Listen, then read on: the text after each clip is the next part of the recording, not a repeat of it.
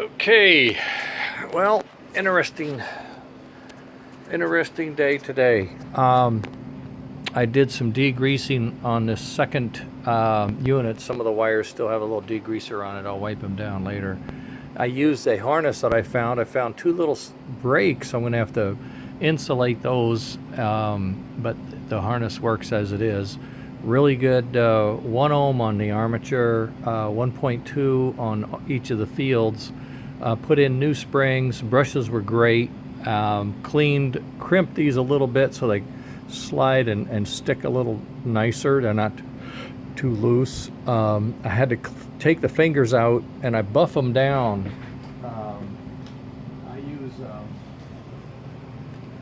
I use a very fine, like 600 grit paper, and I wrap it around a Q-tip, and then I can go in there, and when the fingers are gone, I can go in and buff the drum, get that kind of clean, and then I use it on my hand, and I just rub the fingers very gently. The fingers did not have holes. They weren't broken. They were just gummy.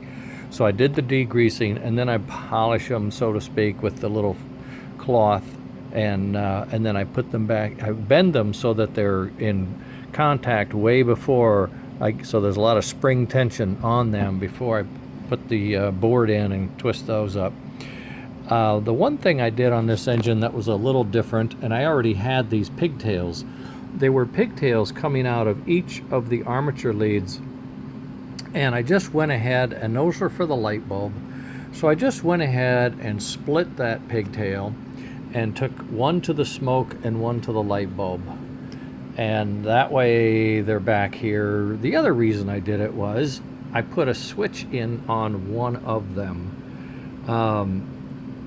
Guess which one? It ain't the headlight. I love my wife. Okay, but she'll smell smoke from, she's in the backyard and will call me. Is that smoke on? Not kidding.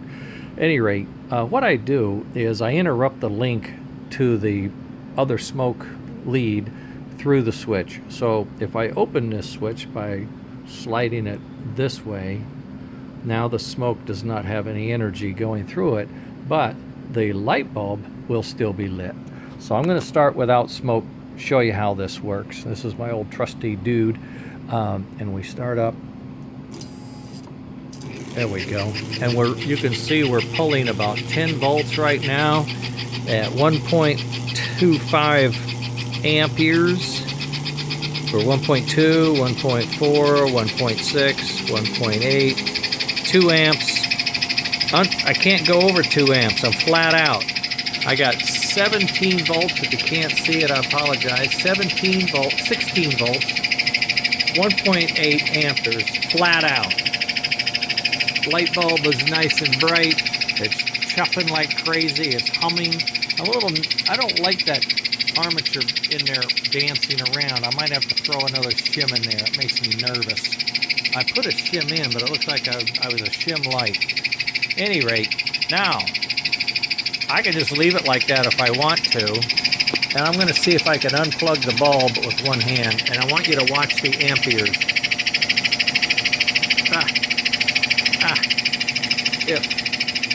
If I can do it with one hand. Calm. I can do this. There we go. Okay, so it dropped, if you look at it, it dropped about 0.2. I'll put it back on.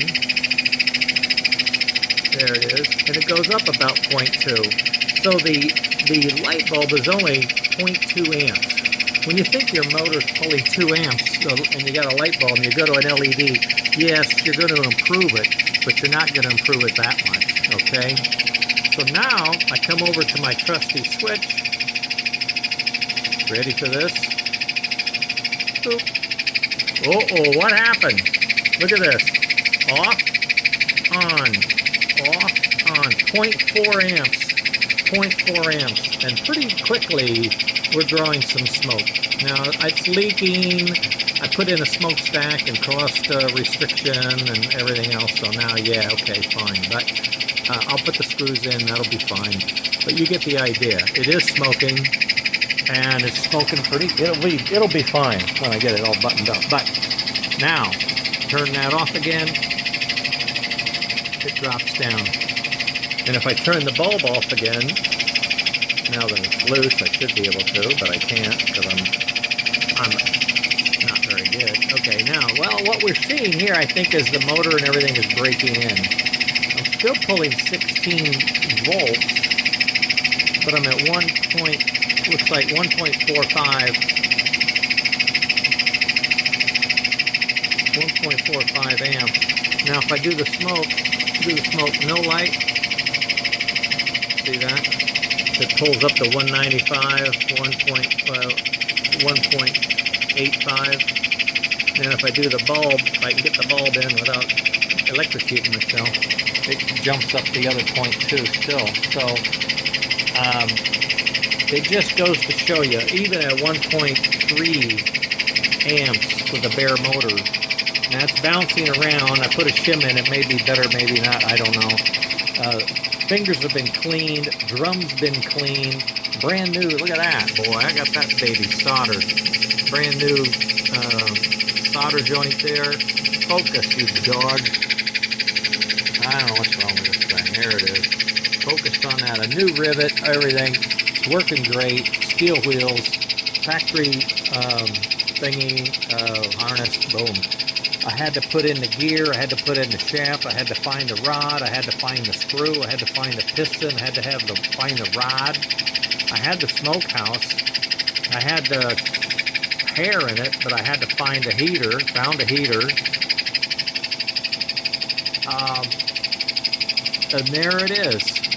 I mean, okay, I need the drawbar. I may have to order it. I may try to make one. I've made them before. I'm running out of materials that I use for that. I may just order a couple. But in any case, it's going to be close. It won't be today, but it could be tomorrow. This thing is going to be going. And yeah, it's pretty fun. So we'll see how that turns out. And one of my other ideas is a different smoke.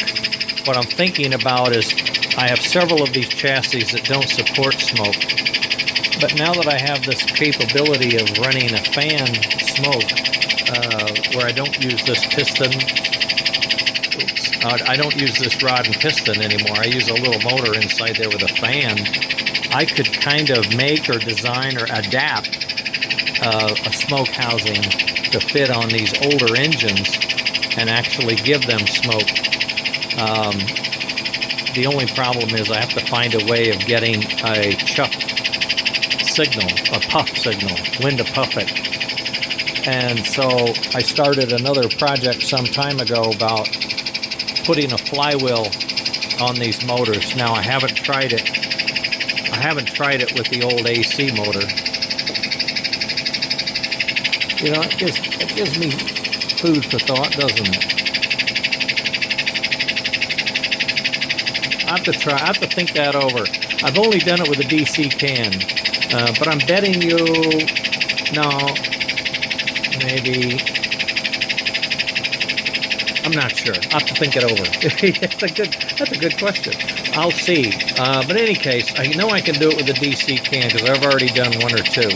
And what happens is I create a spacer. It's a different kind of a spacer that comes with these DC can motors. Sorry about that. You know, that racket going on. There's spacer that I make, and then I make a kind of a flywheel that's sort of a reverse. Instead of hanging out the back like the Timco, I put the flywheel on the shaft, and I have it facing backwards, sort of. And then this smooth surface is perfect for putting a stripe on. Okay. So I have a stripe, I could have this stripe, and if you look at these two openings, they're fairly similar. There would be a wheel turning with the motor, and there would be a stripe sticking up. Oh, this is why I went with this motor. And then what I do is I take a tiny little optical sensor, and I stick it over the stripe, and it counts. Then you have to have a little bit of circuitry, but you can buy these boards, and it actually counts the stripes. And then you can tell it through instructions. When you count 1/4 of all of the stripes on you, I want you to fire the